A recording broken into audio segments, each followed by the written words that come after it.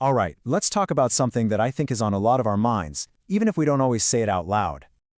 What if I told you that right now, as we speak, the world's biggest powers are quietly, secretly, preparing for a massive conflict? A conflict they publicly deny is even on the table. Yeah, because behind all the headlines, the official press conferences, The real players, the global superpowers, they're making moves. They're shifting their strategies. and they're doing it in ways we honestly haven't seen for generations. So the big question is, what is really going on? Let's get into it. Okay, to really get a grip on the risk here, we have to start with a pretty huge idea. The entire rulebook for how the world works. It's been completely torn up. So think about it like this. For decades, it was pretty clear who was in charge. You had one dominant superpower, kind of the undisputed heavyweight champ of the world. But that's not the world we live in anymore. Now, it's more like a chaotic free-for-all, a multipolar competition. You've got several heavy hitters in the ring at once, and frankly, it makes the whole thing way more unpredictable. And in this new, kind of messy arena, there are three main players we really need to watch. First up, you've got the United States. They're the long-standing leader, the incumbent, but now they're finding themselves trying to juggle two massive rivals at the exact same time. Then you have China, the challenger, and their growth is just staggering. I mean, they're already pulling ahead in key areas like shipbuilding and these crazy hypersonic missiles. We're talking about weapons that can change direction mid-flight, making them almost impossible to stop. And finally, there's Russia, who's playing the role of the disruptor. They're using their huge nuclear arsenal and their serious cyber skills to just shake things up. So, the bottom line is this. You've got three competing powers, three very different goals, all locked in this incredibly delicate dance. So, where is all this tension actually playing out?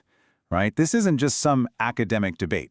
No, this new great power game is happening for real in some of the most dangerous hotspots on the entire planet. A lot of experts are pointing to one place in particular, the Pacific. They believe if a major conflict kicks off, this is where it's going to start. The tension around Taiwan, it's just immense. And look, it's not just about security. The entire global supply of advanced computer chips runs through there. So if a conflict erupts, you can pretty much say goodbye to the world economy as we know it. And that's not all. You've also got these overlapping territorial claims in the South China Sea, and you're seeing Japan and Australia militarize in ways that would have been unthinkable just a decade ago. The whole region is basically a powder keg. And here's the thing, this is where it gets really, really dangerous, because no conflict is an island. A crisis in one part of the world, well, it never just stays there. This is what people call the domino effect, and you can see how it could play out. Just imagine, for a second, a spark ignites over Taiwan. The US has to pivot everything to the Pacific. Well, what happens then? Maybe a rival in Europe, seeing that America is distracted, thinks, hey, now's our chance. And that, in turn, could spark a crisis in the Middle East, suddenly cutting off global oil and gas supplies. See how that works? A regional fire has just become a global inferno. It shows just how fast things can spiral completely out of control. But wait, there's actually another layer to all this. It's something happening mostly behind the scenes, out of the public eye. And that is a hidden, incredibly high-tech arms race. And look, we're not just talking about building more tanks or more fighter jets. No, this is a whole new ballgame.